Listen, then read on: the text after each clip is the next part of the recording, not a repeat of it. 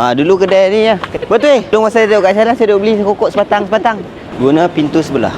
Baik. Hai, nak potong rambut. Saya. Yang ni bau seronok. Nak potong rambut? Boleh terus masuk. Nak trim, short sikit dah kat belakang. Kalau student kita ada harga student. Wah, saya student lah situ. Nampak tak saya muda lagi? Ada tak orang yang mau buat TikTok? Oh ya. Yang bisnes punya. Ayo ada kena bagi tahu. Boleh? Datang cari air. Boleh. Kalau dia masa student lagi pun boleh suruh dia buat part time ketika tak ada kelas berapa jam je. Tengok video ni. Lady Boss nak cari siapa yang boleh buat video untuk konten haircut.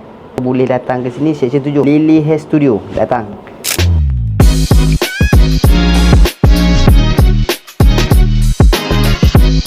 Nampak saya dah bercin tak?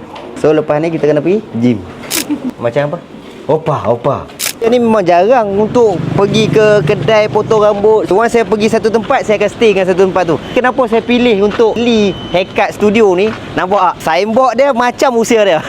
Dah 13 tahun. Dulu saya duduk kat sini, dia masih ada, tapi time tu saya tak potong lah kat sini. Time tu saya student. Quality tip top. Nampak? Tadi tak opa, sekarang opa. Let's go.